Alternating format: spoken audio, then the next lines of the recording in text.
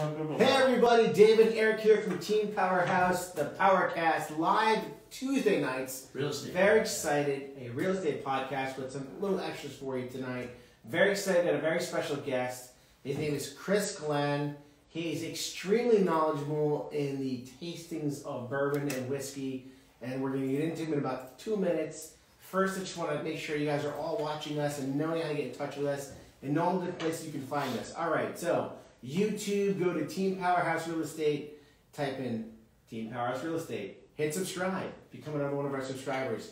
Go to Twitch, go to Spotify, listen to us on the ride home from work. If you are right now, we appreciate you very much and we're excited to have you here today. You can always watch us later on the replay as well. We're on TikTok, we're on Facebook, Team Powerhouse Real Estate, Instagram, Apple Podcast.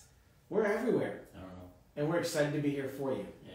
All right, Chris Glenn, Sure. a local man from Cheshire, Connecticut, who I've known since 2008, moved on to his street. He is my neighbor across the street and introduced me to the world of alcohol.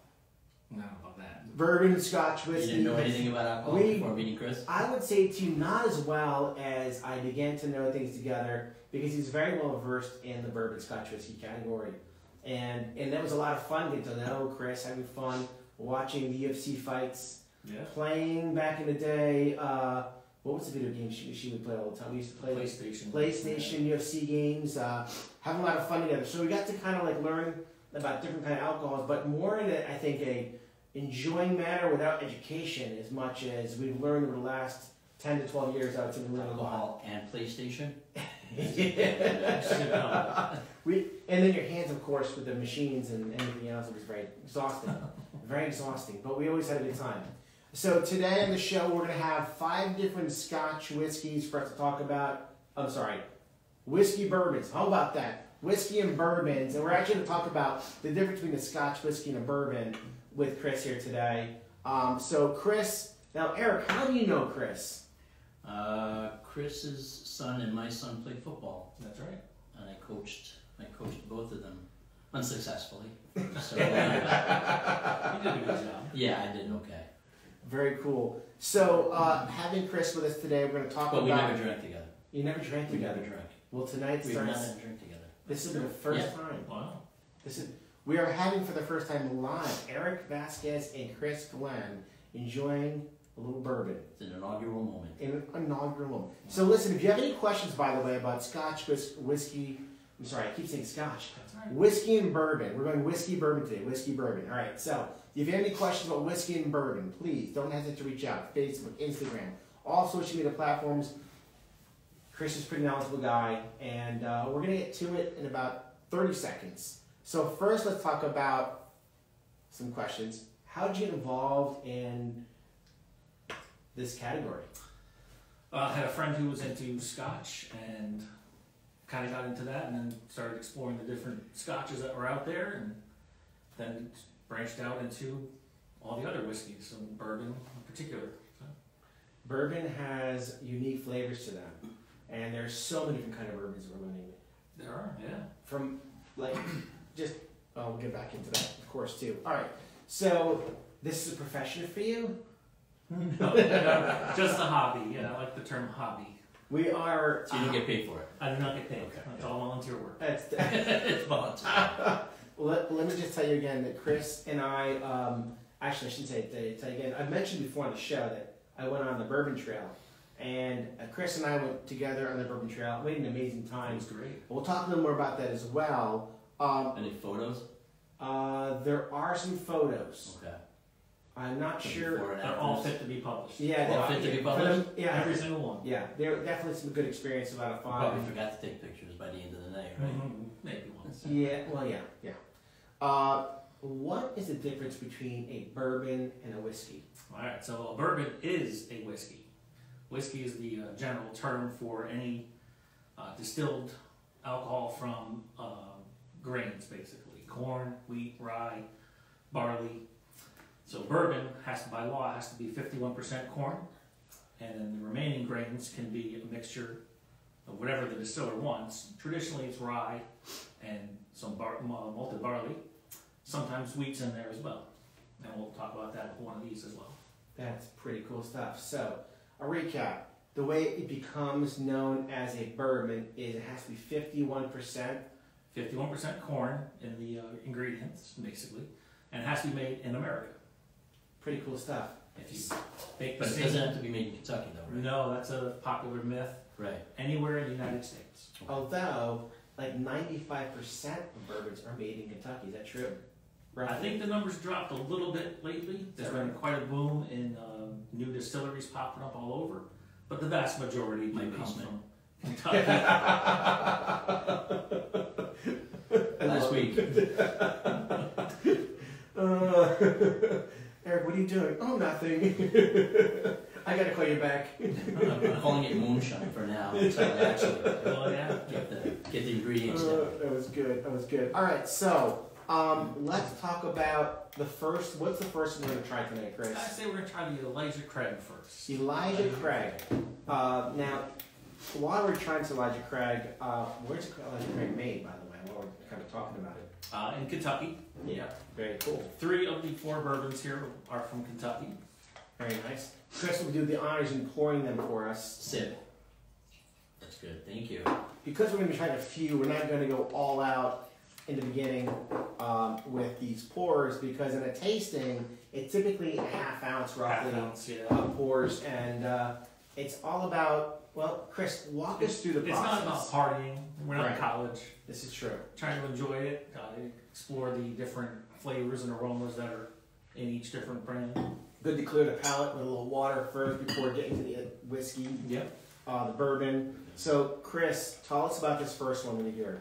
How would be the proper way to address this deliciousness? Well, if you're doing a tasting, usually you want to try to appreciate like the aromas, so you want to smell it. You don't want to just jam your nose in there. It's going to be a pretty high alcohol content. You'll burn your nose right out. So you want to approach it kind of slowly. Take a long, slow breath as you get closer. You'll notice when you get too close. From what I remember when we were there, if you smell it with just your nose, and then if you to open your mouth and then smell it, you have 2 different smells. Yes. Yeah, you get the air rotating through your Through your nose. Taste it on my tongue when I open your mouth. Yeah. And that's the true way to try a bourbon. And before trying it, is to actually put it to your nose first. You smell a lot more alcohol content. It's kind of whoa. And then if you open your mouth up, and you start to smell the sweetness, the sugars, and the different pieces of the puzzle. This is a pretty sweet one. All right, we're going to try Elijah Craig for the first time. Oh, what have I already tried it? First time together. That's sharp. Okay. What do you get? Sharp for me. It's actually very sweet if you think about it. Now, here's what happens. When you first put it in your mouth, in my experience, is that it's a little burnt at the beginning, that's sweet at the end, at the aftertaste. Eric, what would you say your experience was? I don't know. It's kind of sharp. Quick burn on the tongue. It's supposed to burn the tongue. That's the alcohol. Yeah. As a matter of fact, if you take this, maybe my tongue is too clean. if you take this and put this in your mouth and hold it under your tongue for about, I don't know, 10 seconds, Just a couple seconds. actually will begin to start to taste all the sugars from the bourbon in the flavor.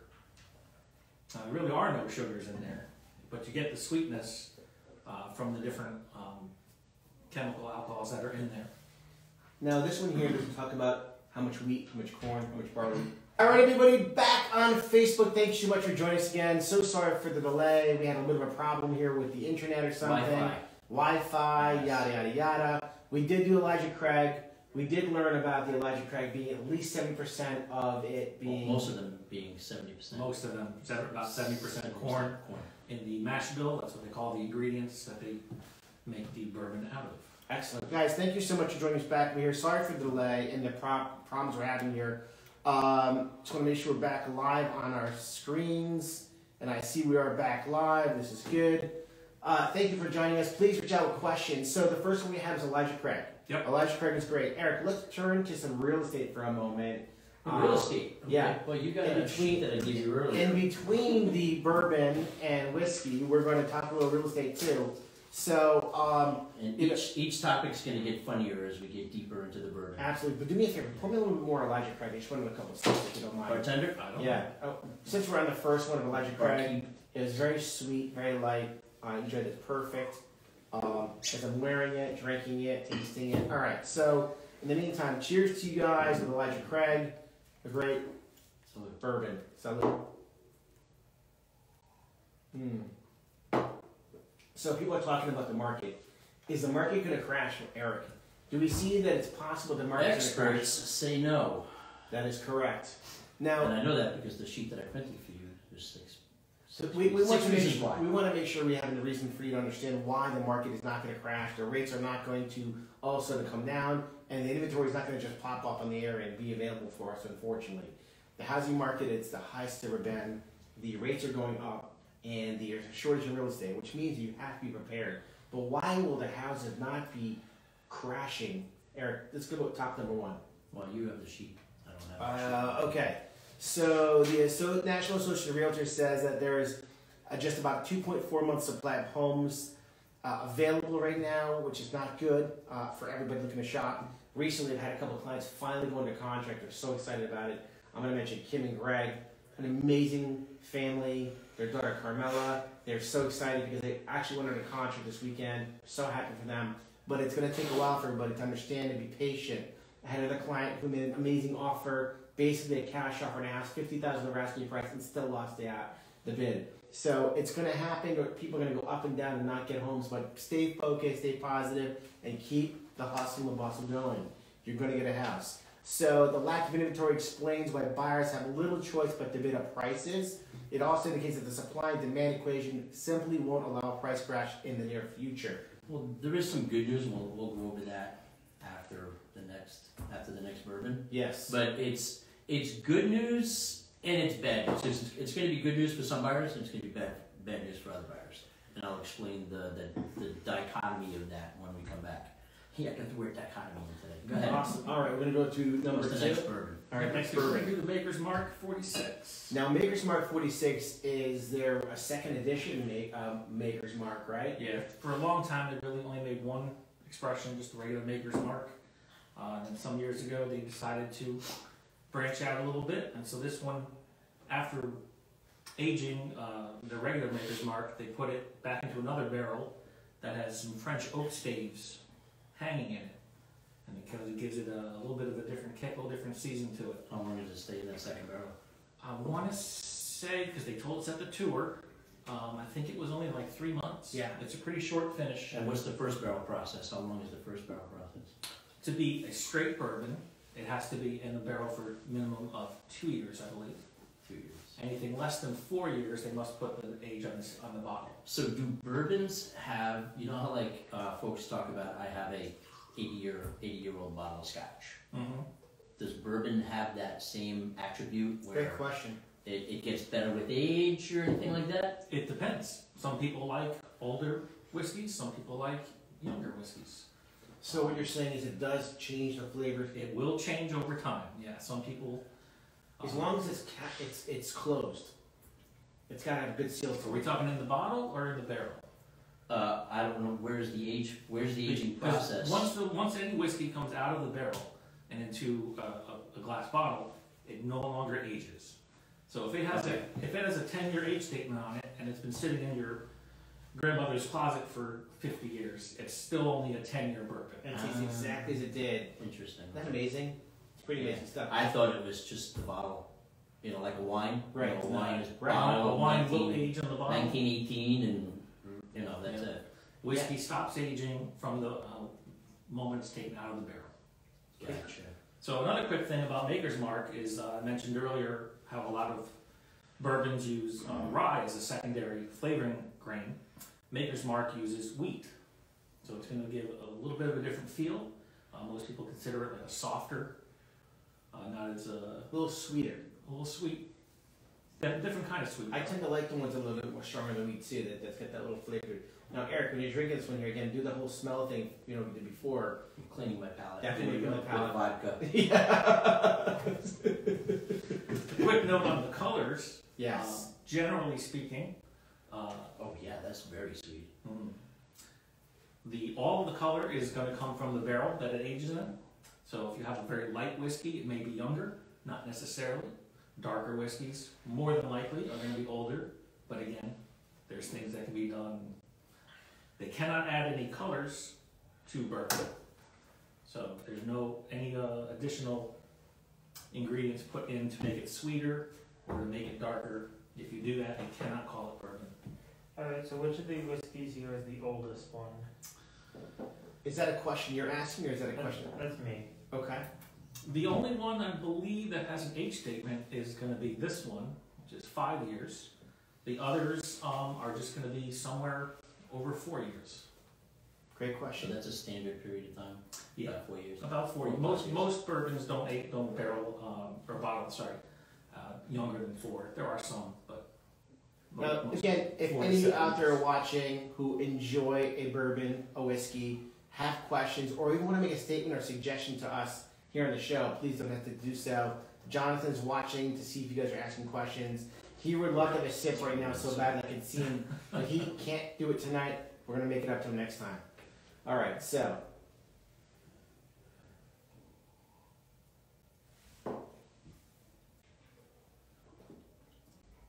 Pretty smooth. Yeah. Would you say it's one of the smoothest bourbons you've had in a while? Yeah, it was a smooth one. Right? The Maker's 46 is definitely something that... I'm kind of partial to one particular one, so. Yes, I know that. Yeah. You are a big Woodford Reserve, yeah. right? I started with Blanton's. Okay. Well, I started with Jim Beam back in the 80s. So the definitely 46 is something you want to keep on your shelf. You can make an amazing Maker's Mark Manhattan, and you can just enjoy Good idea. the idea of a smooth bourbon that has a lot of flavor and sweetness in it. Cheers. That vodka tastes different when it's in there. I hope they can all hear what you're talking. You speak up a little louder there, Eric. I'm sorry, what? All right.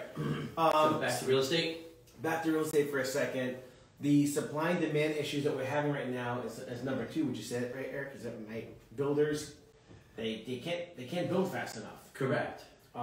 There's no land to find property to build.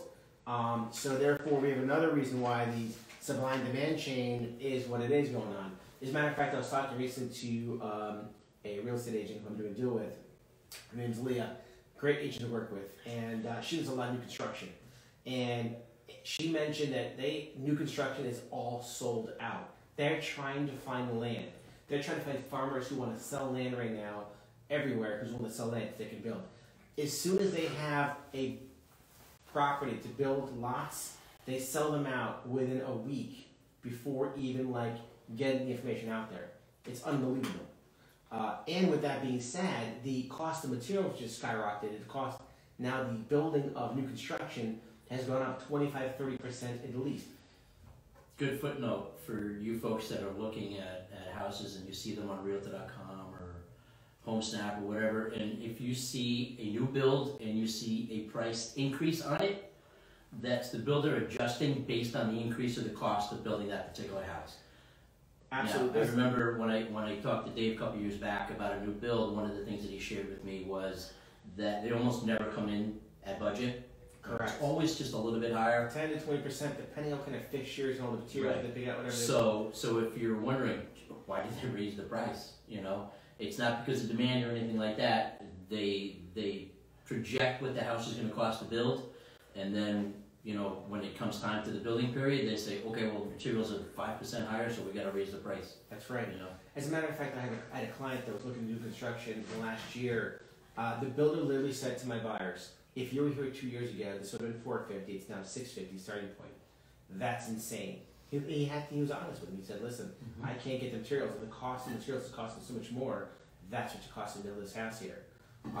It's amazing what's going on in the market in the building industry. The builders are not the ones to blame for the pricing, it's the cost of materials. And of course, then you have supply and demand. So with less land, now it has more value to the property as well. Yeah. And cost of the property. I mean, there's only so much you can charge for the house. I mean, you can't build a house and charge $1 million for it if it's, You know, if it's a $500,000 house. Although it seems like today that things are going that way, if you will. Yeah. I mean, we have to try and find a house today under $300,000 is almost impossible. There's a few towns left. That's entirely possible. It's just going to be in the right market. Well, it's just going to say, depending on what areas of Connecticut you're looking in Connecticut.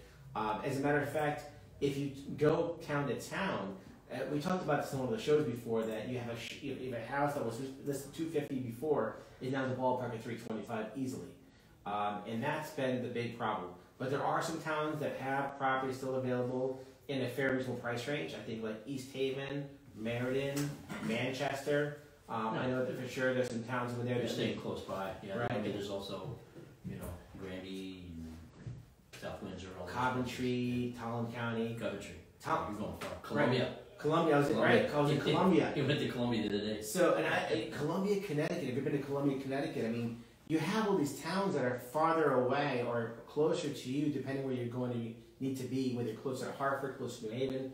If you're willing to go the distance, there are definitely homes available, more rural, if you will. All right. What's next? What's the third one we're going at? We're gonna go with the Old Forester. The Old Forester has, this one specifically, is I think #1 seller. The #1 talked about bourbon by Old Forester. Is that right, Chris? I cannot confirm or deny that. I do not know. Cleaning One my of my homies. Yeah. I do not know the sellers. I know it's popular. We talked about on the internet. Yeah. So Old Forester has a couple of different. They have a couple of different expressions. Yeah. expressions. Is that what they're called? That's what they're called. That's our fancy hobby word for it. Yeah. Is it okay? Because I have an expression when I drink it. It's a facial expression. So the little thing they do with this, notice it's a very dark whiskey. It I is. mentioned that there's some things they can do to make it darker. One of Let's the put that things. back in from the camera so people can see. Sure. What you were saying. What they do with that is they distill their regular Bourbon. Thank you. And then they put it back into another new charred oak barrel. So That's- it kind of gets a double dose of that charred oak. That is something I want to talk about with you in 1 minute about the barrel and how they're made and where they're made and all that stuff. Because barrel making is a whole other process. Ooh, smells sweet. Smells yummy. Does it smell sweet? Really? Yeah. Open your mouth when you breathe. I did both. The mouth breather. Oh yeah. It's different. It's got a little more. Actually, Switch it around. Eric, what do you taste when you drink that over there? You taste. It was sharp like the first one. It was sharp. Yeah. Yeah. Interesting. And I don't know if this equates in translation. It tastes smokier. Yeah. Mm-hmm. You know, almost like when you have regular barbecue and then you have like the smoky barbecue. Yeah, absolutely. I sense a smokiness to it. I don't know if Smokiness. that's from the barrel or. How That would probably Is be it? from that double. Okay. Yeah. would you say you maybe even taste a little bit like syrup, like maple syrup? In the No, flavor? because if it was maple syrup, I would have drank that already. Because I love maple syrup. Flour, maple flour flavor. It's a. I wouldn't know I that. don't pick that stuff up, man. I just, I don't get all the different tasting notes that people talk about, but that one I definitely get a lot of the caramel, vanilla, the classic. So yeah, I got the smoky. I didn't pick up any vanilla or anything like that. Everybody's a little different. Absolutely. It'll also depend on what you've been eating the past 24 to 48 hours. Yes. Will definitely Oh, affect yeah, I had a things. Drake's cake. The drinks. The drinks cake definitely make a difference on how you're tasting these as well. Let's go back into the whole barrels. So, Chris, where do they make barrels? Pardon me. There's several cooperages that make barrels. Cooperage is a place that makes the barrels. Yep. Great piece of information. A couple of big ones in Cooperage. Kentucky. Cooperage. Cooperage. A cooper makes barrels. Okay. So, what are the barrels made from? They, by law for bourbon, they have to be made out of oak. Usually that comes down to white oak. It's just one of the more common oaks that are out there, and it also just happens to work really well with it for aging. Is there a location where the wood comes from that kind of differentiates the difference in the wood in the bourbon? Like if oak from California versus oak in Illinois. I'm sure there That's is. a great question. I don't know. Actually, I believe Buffalo Trace has been doing some experiments with that. That's right. They were Because I talking mean, about that. you know, the trees, like you got the soil difference between Illinois, Yeah. California, Mexico. Yeah. Can you use a farm wood? Can you It's use gotta it be more? more. That's a great question. That Yeah. I'm going to lean towards no, but I'm not. I'm gonna call the bourbon 100% authorities and confident on find that. out. If it has to be American wood. American wood, yeah. Very interesting question. We have a question from Pat Pagano. He asks, Pat Pagano's got a question for us, everybody. what's the oldest bourbon that you've come across? The oldest one that I've come across would be probably the Pappy, Oh, either the Pappy Van 23 Yeah. or the 25. Yeah. We actually tried that at a bourbon tasting about 5-6 years ago. Yeah. It was at Hartford we went to. That was an interesting evening, to say the least. Yeah. A bourbon tasting where they had maybe, I don't know, every vendor in the state or like the country. There was over 100 tables. Yeah, it was insane. And basically going from table to table, getting 1 ounce pours to the point where it was more than 1 ounce pours, and you begin to forget who you are and what you were drinking. It was an interesting And evening. my wife drove us, so we were responsible. She definitely Always drove drink us. responsibly, people. And Yes. and it was a very smooth ride home, all the way through. You slept You're through lucky it, you don't she's not here remember. to comment on that. That was a rough night, a rough drive home. All right, so the barrels being made, the barrels make a huge difference on the flavor. Now, when they char the barrels, Yep. and how do they char the barrels? They actually shoot flames right up through it. Is And there there's different char levels, Yeah. so the amount of time the flame is in contact with the wood. Usually they use a barrel char number 3 or 4, which, if I remember right, is like 40 seconds to 60 seconds. which also has a lot to do with the flavor that it produces in the actual bourbon, because the charness of the oak, as well as the mash or the What the ingredients the are. ingredients yeah, are, mash and, bill. and it sits there for the 3 years, makes a big difference. You know, when we went to Bourbon Country, which I will tell you that if you've never done this before, Eric, we got to go together. We'll have such a great time just for a few days, because you can't go too long. There's so many different kind of distilleries to see in Kentucky, and what I'll tell you is you learn from like a different level of learning. You sit there, as we did with, we went to Buffalo Trace and Maker's Mark and Four Roses, and you get a chance to kind of learn the history of these bourbons. It becomes almost like a baby that you born and you kind of have it and you watch it grow and you can enjoy it in a different kind of way. And I'll say to you that when you go, for example, after they put them in the barrels, they put them in something called a rick house, right? When the rick house is a building, how old are these buildings? Actually, they make it. Some of them look like they're 100 years old. Yeah, at least. And you walk, as you're walking through the building or past the building, you can smell. As a matter of fact, they had Four Roses, I remember, and also Buffalo Trace, the difference in the building. You walk by the building, I remember Buffalo Trace, the first side, you could smell one thing, like almost like baked bread, right? And then you walk by the next side of the building, and it would smell like corn. And you could see the black on the outside of the rick houses that was the mold. It was a mold that feeds on the alcohol that's evaporating out. Oh, really? Yeah, it's the most. So it's intentional mold. Yeah, it's Okay. the most amazing. It has a hobby too. Yeah, it does have a hobby. It was pretty much a pretty amazing experience. There's so many things to learn and be a part of in this place. If you've never been to, again, Kentucky, Yeah, if you're into whiskey and bourbon in particular, you got to do the bourbon trail at some point. and there's many places in Kentucky to go to, all over the part of the state where they have different distilleries. Some that are well known and some that are not known at all. Yeah. Which was pretty cool. Eric, real estate. Real estate. So earlier I mentioned that there was some information for some it's going to be good news and for some it's going to be bad news. So with the interest rates going up, what's going to happen is more than likely at some point, if it isn't already, it's going to be at or above 5%. Okay. Definitely. Which is going to kind of price certain buyers out of the market. This is true. Which is going to decrease the number of buyers that are out there. This is true. So on the good side, if you're good with everything the way it is and it hits 5% and you're still moving forward, know that the buyer pool or the competition that's going to be out there for It's you going to start to shrink. is going to shrink. So instead of going up against 12, 15 offers, you might be going up against 4 or 5. Or 8 or 10. or 8 or 10. Yeah, you're Right. definitely going to see it. I But definitely agree with on you. the flip side, there's a negative. Right. You know, there's going to be some folks who can't do the 5%. Right. You know, they can't do the 5% and everything else. And then again, speaking on that, so one of the big things we've learned about from Michael Christopher from Guaranteed Rate, who's an amazing mortgage broker, Affinity.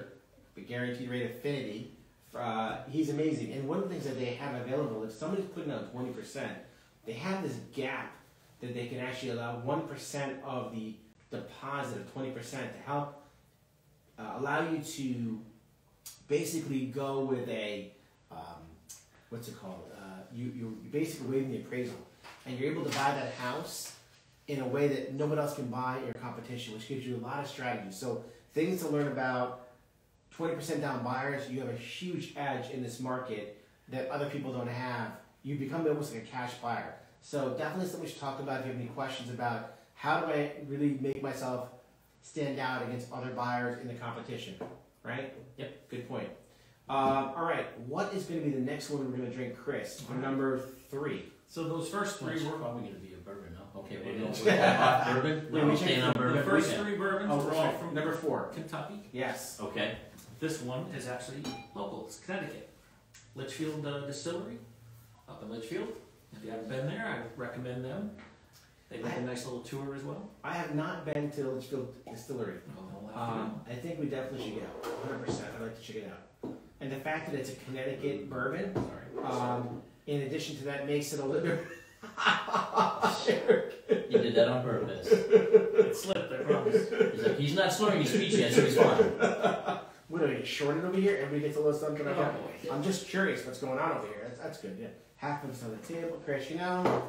All right. That's the So pressure of being live. live Can't on the edit air. that out. So this is the Litchfield Distillery. Litchfield Distillery. It's a 5-year age statement, so it's been in the barrels minimum of 5 Statement? years. The age statement. Yeah, Okay, that's just the hobby term. gotcha. Oh, this is a nice light So one. it's all Connecticut grains. So this is Connecticut from grain to glass. So what about the corn? Corn From Connecticut? from Connecticut. Really? Connecticut corn. Okay. That's Who really knew? cool. I didn't know we grew corn, and I didn't know how much we grew that we had enough to make this much bourbon. We make enough for that, apparently. And Look at there. in Litchfield County, they might have Well, much. I've not independently verified this, but I'm believing that they're not lying to me at least. So. Gotcha. All right, everybody. So we have in front of us the Litchfield. Bourbon. Litchfield. It's just called Litchfield? Litchfield Distillery. This expression is the Litch- double-barreled bourbon whiskey. Okay, so So- double barreled means Similar to so this. it's this one. Similar process. Yep. Okay. And how many years? 4? 5. 5. So this is is it 5 years in the first barrel and then a couple months in it? What's the Probably, probably 4.5. We might guess 4.5 to 5 in one barrel, and then they put it in a second barrel for a significantly less. You're gonna amount of taste a time. huge difference in this barrel of this bourbon. It's almost got. Actually, you tell me what you taste. There may be older whiskey in there as well. Everything has to be at least 5 years old.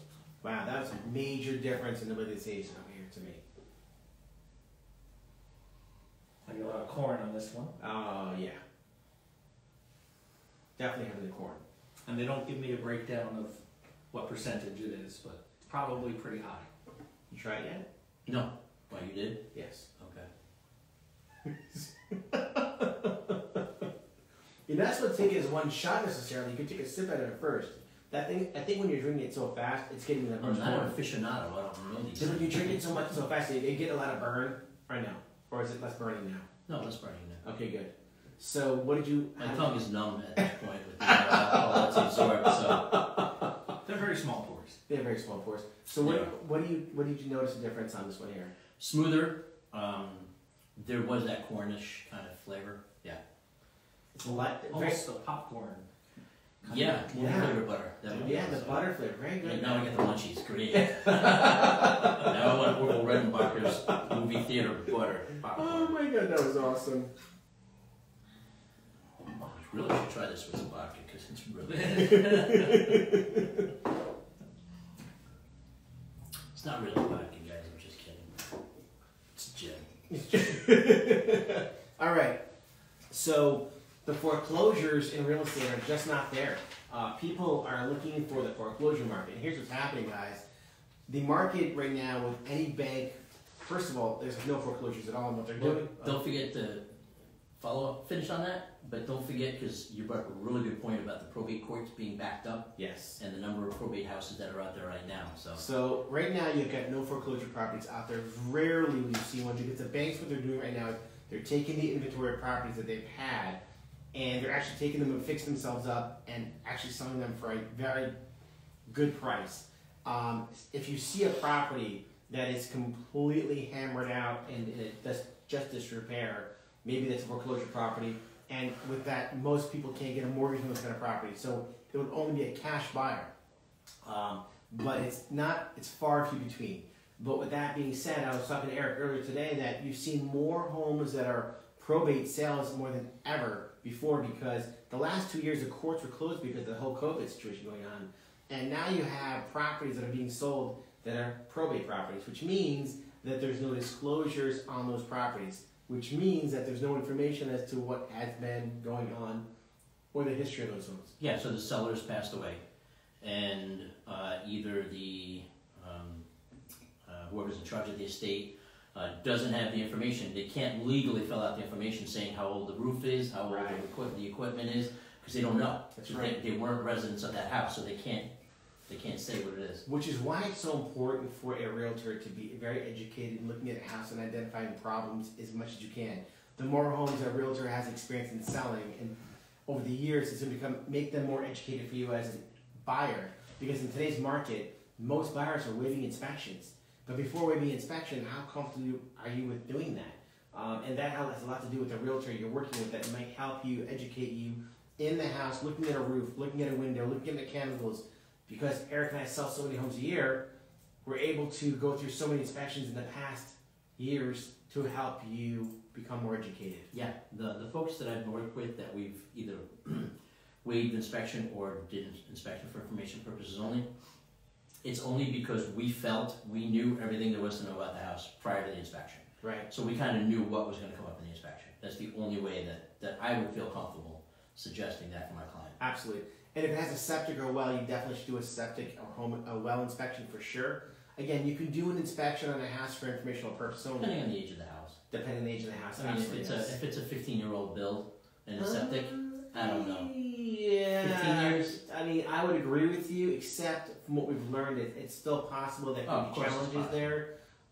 So if you want to do a septic or well test, it's okay, probably expected, but you can still put as is on the purchase agreement. Yeah. Well, the one thing you want to make sure is that the laundry is not shooting out into the. That's right. Your laundry cannot be going into your septic tank. And the water, especially if you have water treatment. Yes. And you have water softener. Yes. Okay. You have a separate drywall. You have separate. Well, there's I forgot what, backwash. Yes. So there's a line. There's a really thin tube that goes from the well tank out from the treatment, and that will disintegrate a septic tank. The septic tank in 1/3 of the time that Yes. time will. So it's very important to make sure you understand your property. You have a well, right? No. Yeah, Chris is like, I'm going to my well. Well, Chris is City Water, City Sewer. I know that for sure. Yeah, he's across the street from you. So. Yeah, that's exactly right. But again, you want to be as educated as possible. Make sure you have a good realtor working for you. Somebody, do your research on your realtors, whether you're working with a buyer's agent or seller's agent. Read reviews on them. Educate yourself as much as possible, because you know what's going to happen. It'll help you feel more in your heart and mind that that's the person working for you. People love to write reviews, and we appreciate our clients who write reviews about us. The reviews tell a story about the history of that agent and what you're going to expect to get from them. And you should be able to get in touch with your realtor very easily with their cell phone. If your realtor is not responding by cell phone, I would say to you, get rid of that realtor. That's my point. Anyway, we're going to go to the fifth one and final bourbon. It's not a bourbon. That's right. Yeah. Try to put a sneaky on you. Sneak attack. So just a quick recap. Bourbon is an American beverage, a specialty drink. Yes. And you can't make bourbon in Canada, can't make it in Europe, can't make it anywhere else except for in the United States. Do they make it but call it something different? Actually, some Irish whiskeys are made in a bourbon style. Okay. I'm sure there's others, but I didn't know of two there. So we okay over there, by the way, on social media, by the way, just making sure we are still good. Okay, sorry, go ahead. My apologies. So most people are aware of Scotch. Scotch is another kind of whiskey. Yes. Basically has to be made in Scotland, and it usually a single malt Scotch is made of strictly malted barley, so there's no corn, no rye.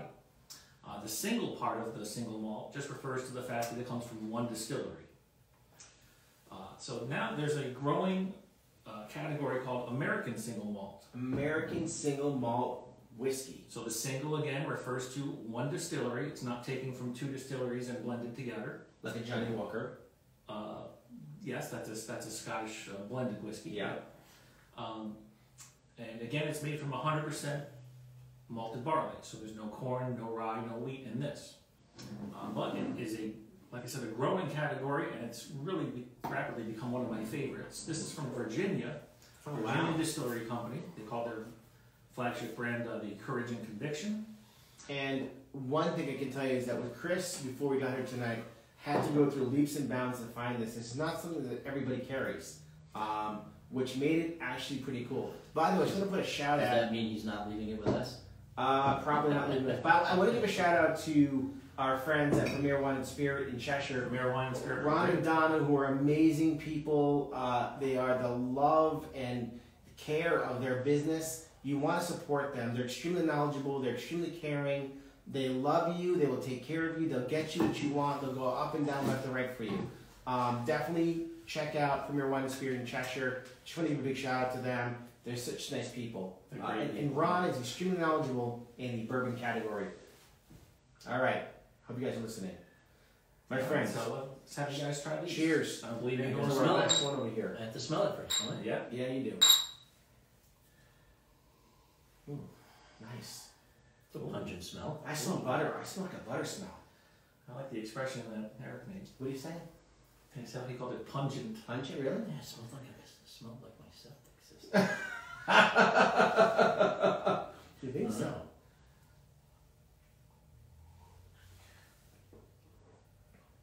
Well, that's different.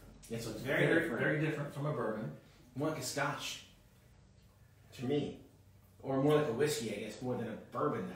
It's very light. It's made in a Scottish style in that it's single pot still. It's not from a big column still like most bourbons are. It tastes butter. Am I imagining? You think butter also? I get a little bit of that. But it is a new So it's got category. butter on it? No. So I can put it on my pancakes? Probably put it on pancakes. There are several big distilleries out in America now that are making this style of whiskey. Virginia Distillery Company is one. Westland out in Oregon is another of my favorites. So Very cool stuff. it's going to be a new American alcohol Beverage to drink and try. All these notes over here to make sure I had asked about, Chris, we learned a lot today. I had an amazing time. About bourbon or real estate? I'm going to say strictly on the Yes. bourbon side of education. Because, it's nice to have. Done with the real estate part? I'm going to let you close it. Actually, you want to close it out with some information that's very important. No, well, I did have this one topic that I found interesting. It was with the gas prices going up. Talk about it. Because And everybody gas wants to know prices about going it. up and the impact on real estate, right? So it's funny because what folks are adjusting where they're buying based on it. So and obviously none of us know how long the prices are going to be where they are. So some folks had wanted to buy in a particular town. They said, well, now I have to live in this town because it's near Metro North, and they're taking Metro North to That is visit a one very good point. Some folks are actually buying closer to their work, so their commutes are shorter. Interesting point. Yes. Very interesting point. Yes, that's all stuff that I read on, the gas prices and the impact on real estate. So That's a very good point. So, if you're thinking about buying a house, do you go closer to your work for less driving, right? Or do you buy a house near a train station because you commute to New York, right. if that's where you're going? Yeah. Very good point, Eric. Very good point. This was an amazing show. Had lots of fun. Chris Glenn, everybody. Big shout out to him and his knowledge. We really appreciate having you on the show tonight. You made your family very proud. You made your family proud. I know that you're sure. I know that your dad is watching. You made Martin Hill proud. You know, I will tell you that, you know, honestly, it's something that is really, really cool to learn about in an ever-growing industry of bourbon and whiskey. There's so many things to learn about. And again, if you haven't been to Kentucky, I'm going to tell you right now, it's a place you definitely want to check out. It's a lot of fun, great history, but more importantly, things to actually learn from how it's made and go through the actual experiences and then tasting something, and it just feels different when you're drinking it. There's just a connection you have with the actual alcohol. It's pretty cool stuff.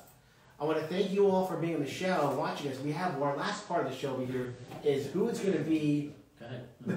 What? No, go ahead. Go ahead. We're going to thank everybody for being on the show. So. Watching the show, not being on the show, joining us here for the show.